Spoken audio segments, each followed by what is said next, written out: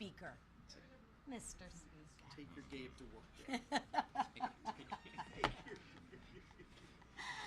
Oh, we're in a good mood this morning. So good morning, everyone. Let me just start with the mayor of Los Angeles and the governor of California. Actually messed around and found out. They messed around with the lives of Americans when they made their sanctuary cities safe for illegals. And they messed around when they also allowed violent protesters to attack law enforcement agents. Now they're finding out the hard way what it looks like to actually restore law and order. President Trump will not let the extreme and violent protesters tear our country apart. Burning cars, attacking police officers while wearing masks and waving other countries' flags. This will not be tolerated. To the Democrats calling these peaceful protests, shame on you. Do these look like peaceful protests to you? Looks like a place where you'd send your child, maybe Sunday school? Is there anyone in this room that can tell me this is what a peaceful protest looks like? Come on. We need to start correcting the truth with the other half of the truth and making the Democrats own this is a peaceful protest. Please. The Democrats are the ones responsible for this violence and lawlessness. Democrats have demonized law enforcement agents and ICE agents for years. They have enabled this unacceptable behavior. Remember, the Democrats are the ones that demanded that we defund the police. Well, ladies and gentlemen, this is what you get when you defund the police. They are the ones who want to abolish ICE. Well, guess what? ICE is the one that protects us, for in the Democrats' eyes, these peaceful protests. ICE agents protect law-abiding American citizens. Gangs are a threat to our communities. ICE agents are on the front lines detaining and deporting violent, illegal aliens, many of whom, may I remind you, are sex offenders, murderers, human traffickers, and gang members. But are we really surprised that these are who the Democrats defend?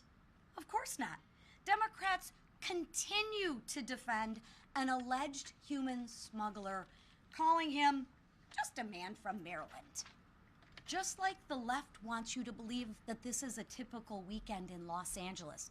Nothing to see here, right? Kind of makes you think for a moment. Isn't it ironic, think about this, that those protesting the deportations of violent, illegal aliens are actually using violence too? Kind of interesting, isn't it? It's almost like they support it. They burn and spit on the American flag while waving flags of other countries. Well, if they hate America so much, they are free to leave. But enough is enough. The riots in Los Angeles this weekend underscore the need for the Senate to pass the One Big Beautiful Bill. ICE needs our help. They need more resources to deport and detain violent, illegal aliens. And now I want to turn it over to a gentleman from Colorado who knows this too well, Mr. Gabe Evans. Thank you. I'll move the box.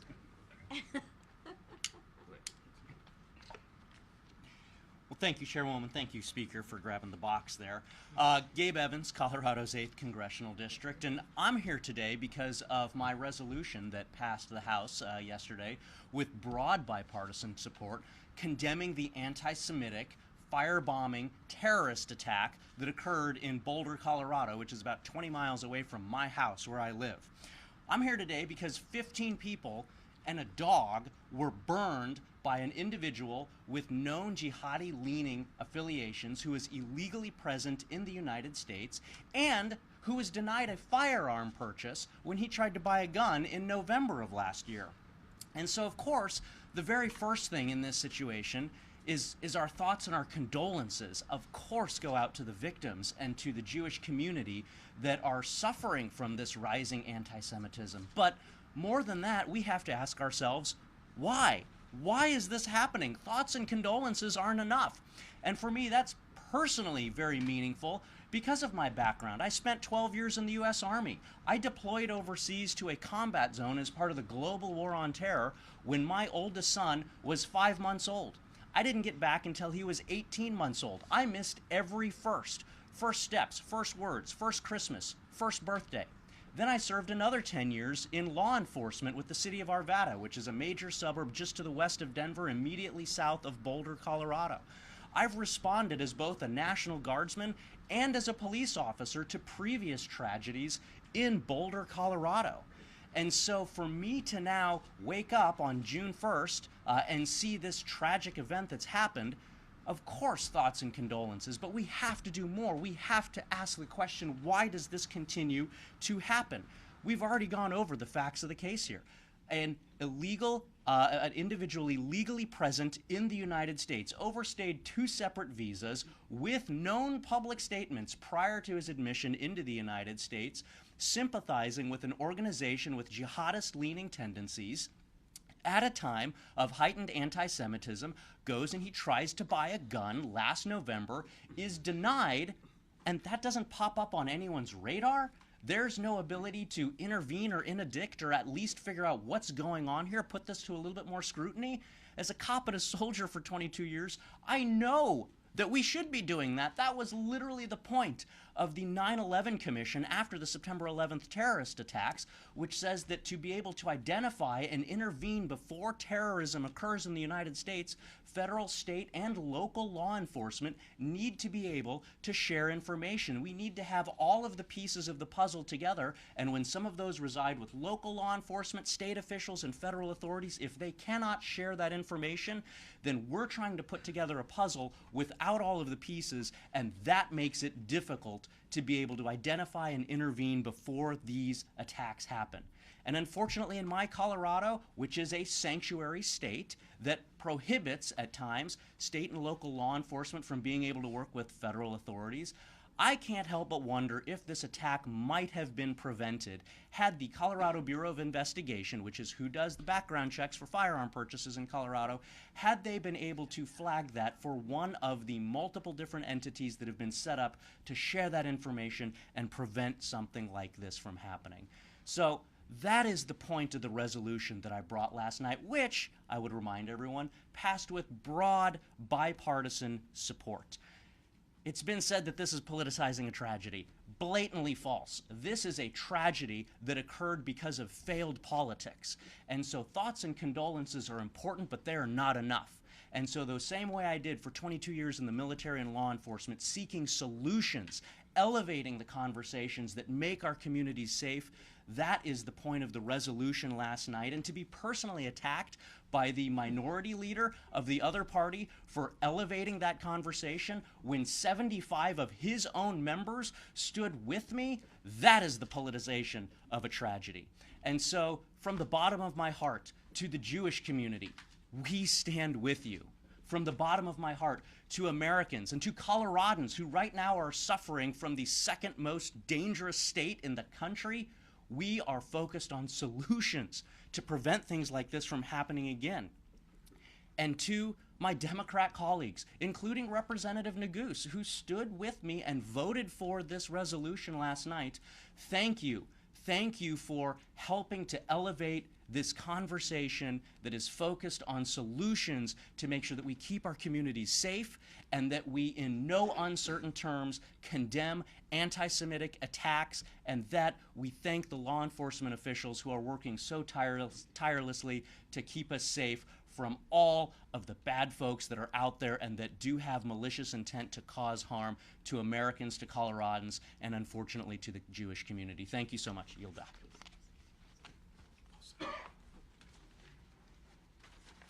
Thank you, Gabe. There's a theme this morning. Rocks thrown at law enforcement. Cars and American flags set on fire. Fireworks thrown into the streets. foreign flags waving proudly above our own. We are witnessing mayhem, chaos, and disorder in the streets of Los Angeles, all because the Trump administration is enforcing federal immigration law and protecting Californians where the previous administration and their local leaders have repeatedly failed. The violence against ICE officers can also clearly be attributed to the delusional, inflammatory rhetoric spawned by the left, including the words of my own incompetent and partisan governor, Timmy Walz, who recently called immigration authorities, quote, the modern-day Gestapo. With taxpayer-funded benefits for illegal aliens and inflammatory rhetoric for law enforcement, Walz has turned my home state of Minnesota into a sanctuary state. And this week, he's going to answer to Congress for his failures. As Walz testifies before the House Oversight Committee on Thursday, House Republicans are working to mitigate the disastrous consequences of mass illegal immigration and the policies like Tim Walz who encourage it. Need to support our ICE agents and law enforcement officers on the ground with the tools they need to carry out their vital mission. That is why we must get the one big beautiful bill across the finish line. Our bill includes funding for 10,000 more ICE officers and HSI criminal investigators to protect our communities and at least 1 million deportations of illegal aliens annually. The time is now to restore law and order, enforce our nation's immigration laws, and hold leaders who are not leading, that refuse to lead, I should say, to do so and be accountable. With that, I turn it over to our leader. Thank you, Whip. And anybody who watched these just inflammatory scenes roll out in Los Angeles over the weekend, see one more example why we need to pass the one big beautiful bill and why we need to get it to President Trump's desk as soon as possible. One of the many great provisions in this bill that we came together to pass through the House are provisions that allow our ICE agents and our Border Patrol agents to get more resources, to get more support, hiring more Border Patrol agents and more ICE agents. Frankly, it's one of the reasons that every single Democrat voted no on the bill, because they want open borders. They want the chaos and the mayhem that comes with sanctuary cities and sanctuary states that we've been standing up against. They had the opportunity to join us, and they deliberately chose to vote no because they want higher taxes, they want open borders, they want to close off our energy resources, all the things that were in that bill. And so we're going to continue moving forward. The Senate is doing their work now, and I'm confident the Senate is going to move through quickly to get that bill through the Senate, ultimately back to the House for any minor changes, and then to the President's desk so that we can hire those additional Border Patrol agents, hire those additional ICE agents to keep Americans safe. And by the way, if you're a citizen of the state of California, while your governor is failing you miserably, at least we have a president in Donald Trump who is willing to say that he will step up and try to protect those same people, law-abiding people who are sick and tired of the lawlessness. They are disgusted by a foreign flag being waved in an American city and their governor defending the people that are actually burning down the city, trying to call it a peaceful protest. Don't insult the intelligence of the American people. They see what's happening. They know why it's happening. The far left Democrat Party wants open borders. There was an election run on this. The American people said enough is enough. We want secure borders, and that's why they sent Donald Trump and a Republican House and Senate to Washington. And we're going to keep fighting for those families who are sick and tired of what they're seeing in cities like Los Angeles and other lawless cities in America. So we're going to deliver on our promise. One more really positive thing that came out just a few days ago, the White House's Office of Management and Budget did their assessment on the House's version of the One Big Beautiful Bill and confirmed what we knew, that with the economic growth you'll get, with the job creation, the increased wages for families, we will end up seeing about $1.5 trillion reduction in the national deficit over the next 10 years. $1.5 trillion reduction because of the growth we'll get from this bill. because workers will have more money in their pockets when the government doesn't have a $4.5 trillion tax increase that every Democrat voted to impose upon them. Waiters and waitresses at all of your local restaurants will have more money in their pockets because of no taxes on tips. Your blue-collar workers who go to work and sometimes have the opportunity to work overtime and maybe wonder if they should do it because of all the taxes that they'll end up paying on that overtime to be away from their family will no longer have to worry about paying taxes on overtime. And that's going to spur investment. It's going to spur more job creation, and it's going to spur more money in the pockets of those blue-collar workers. So that's going to be another really big, important aspect. So that OMB report coming out really underscores one more reason why this bill is so important to the people of the United States. And then, of course, this week we're taking up the rescissions package. Thursday we will vote on that. We've been answering questions from our members, but our members are ready to go lock in some of those DOGE cuts. DOGE identified waste, fraud, and abuse in so many areas of the federal government. This is a start. It's a good start. It's an important first step, and we're going to take it on Thursday. With that, our leader, who is getting us through all of these challenges, making it look easy, Speaker of the House, Mike Johnson. Thank you, Leader Scalise, and this great team. Thanks to Gabe Evans for his leadership and helping out this week and taking care of business in Colorado. It's really an interesting time in America and in American politics. Republicans are governing well, and we are delivering on our promises, and we are bringing solutions, and we're working around the clock every day to make sure that that is delivered for the people as we promised them last year on the campaign trail. Meanwhile, Democrats are engaging in the applause of destruction of cities and all sorts of chaos. The contrast is so clear, and everybody can see it. And we had all the Republicans gathered together for our weekly meeting here just in the last hour, and we showed them poll after poll after poll that confirms what we all know intuitively. The American people see who is doing the job, and they are losing their tolerance for the nonsense by the Democratic Party, and you can't make this stuff up. We talked a lot a bit this morning about what's happening in Los Angeles because it is such a great exhibit to show what is happening. A picture's worth 10,000 words, of course. You know, while the rioters have been burning police cars and looting storefronts and physically assaulting law enforcement officers, it's important to remember how we got to this point, to this level of chaos, because this didn't happen overnight. 4 quick points to make us all remember. You know, we're in a busy news cycle, and people sometimes forget the facts, but the Biden administration welcomed maybe as many as 20 million illegal aliens across that border and into our country in a 4-year period. Sanctuary states like California rolled out the welcome mat. They embraced it. They offered aliens protection from federal law enforcement. Think of it. They're on the wrong side of the law. And they provided them with health care and housing and taxpayer-funded benefits. It's truly almost unbelievable, incredible what these Democrat leaders of these cities and states have done. President Trump delivered on an ironclad mandate from the American people, and just as we said throughout the entire Biden administration disaster, the law always allowed the president to stop it, and President Trump did it with bold visionary leadership. He stopped the invasion of our country, and he engaged in the largest mass deportation effort in U.S. history. We're in the midst of that right now. Rioters, acting on the words of politicians like AOC and Hakeem Jeffries, are trying to stop this effort by burning storefronts and endangering the lives of patriotic law enforcement officers. The contrast could not be any more clear. Time and time again, innocent, hardworking Americans have been harmed by the failed leadership of Democrat governors like Gavin Newsom.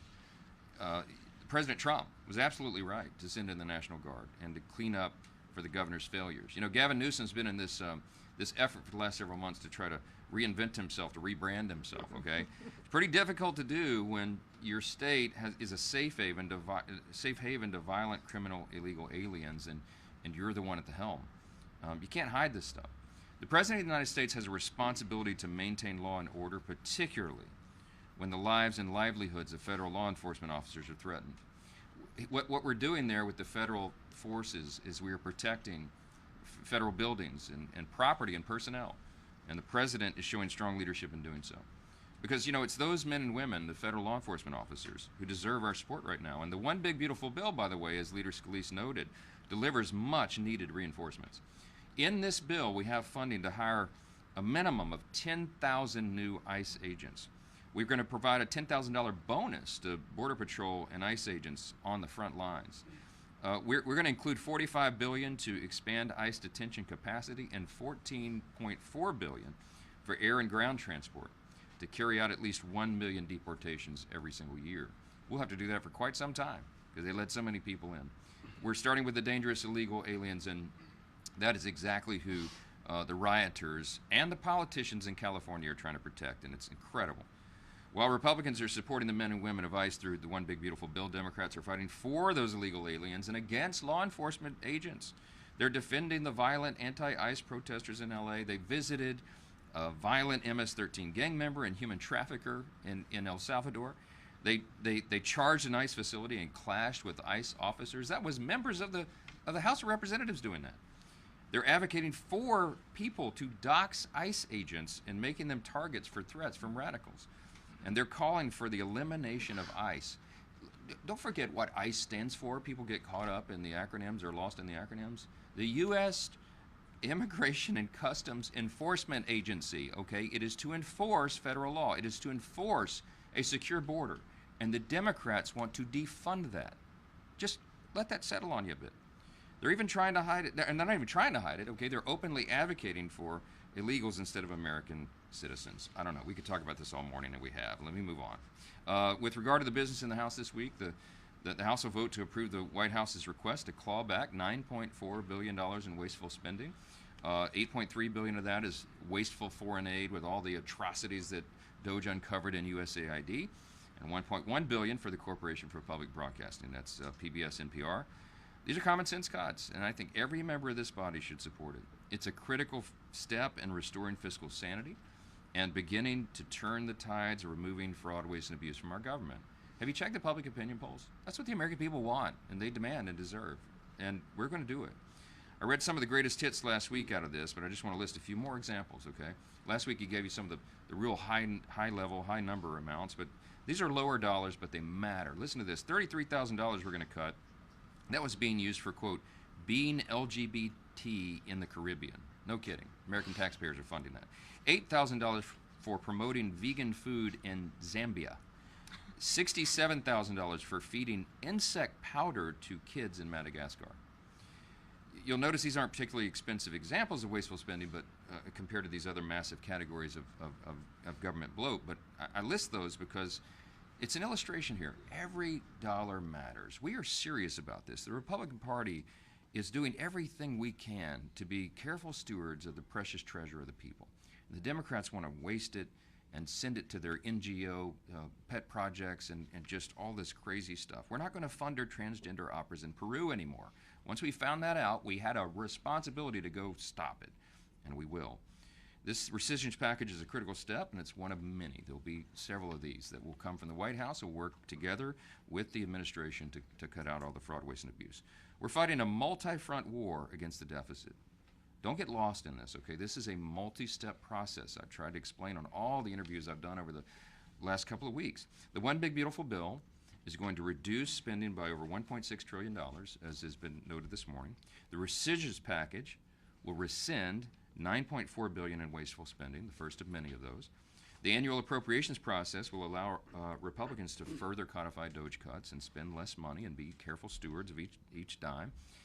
And the revenues found from the president's tariff agenda will also reduce the deficit by $2.8 trillion over 10 years. This is real money, and we're going to turn that aircraft carrier. You don't turn it on a dime, you've all heard me say. You can't make deficits and debt disappear overnight, but we're at it. And we're going to continue this step-by-step process to get our fiscal house in order and do right by the taxpayers.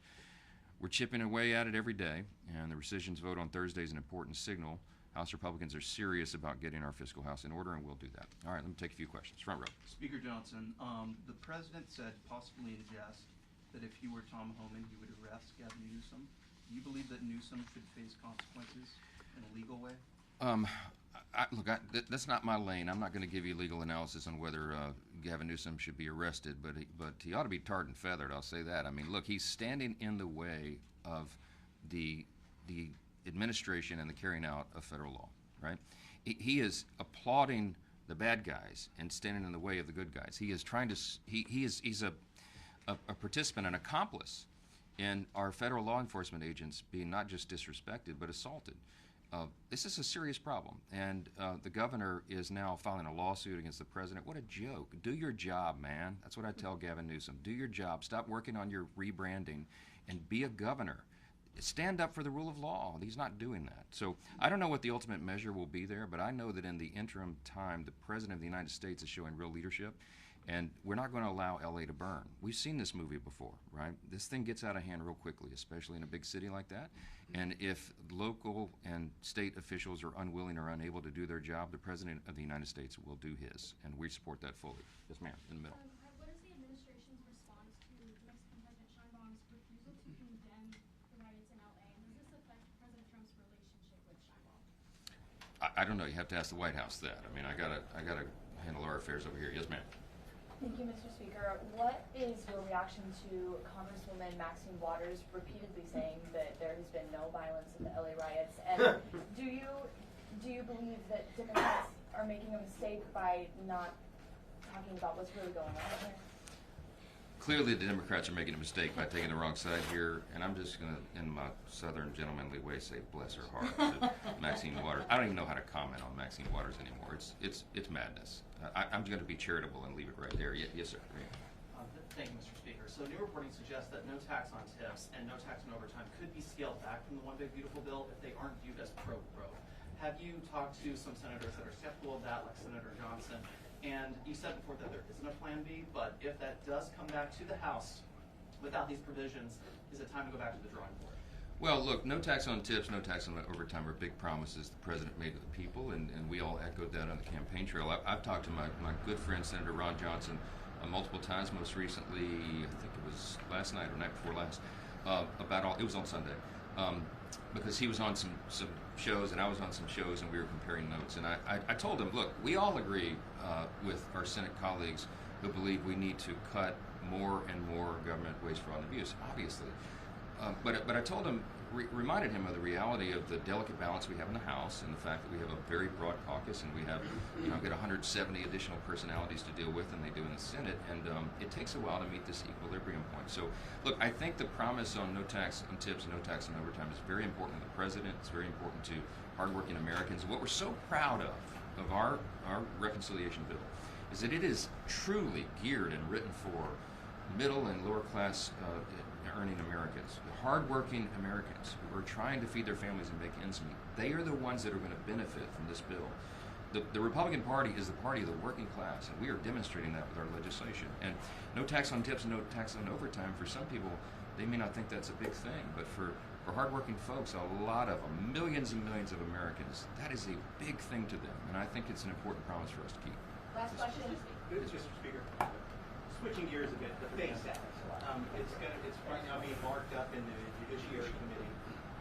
Plan to bring it to the floor, and the importance for the Republican Party and leadership of bringing this to the floor. Yeah, look, it's a big commitment of ours. Applaud Chairman Jim Jordan and the Judiciary. He always does a great job handling that. It's a big priority. We have to protect free speech. We've got to protect, what are actual peaceful protests. And we got to stand for our core principles. I think all that's wrapped up in that legislation, and I expect it will go well, and I expect we'll pass it through the House when it comes through committee. So, one last question. Yeah. Just going back to the other protests. Yes. Is there a red line for congressional Republicans regarding the President Trump's use of executive authority to, say, deploy federal law enforcement or separate agreements? Is there a situation, say, if he invoked the Insurrection Act and directed federal law enforcement to arrest Governor Newsom, that would make Congress step in at a check? Look, I'm not going to engage in hypotheticals, but I've said very clearly, I was sitting next to the President of the White House yesterday when some of these questions were asked.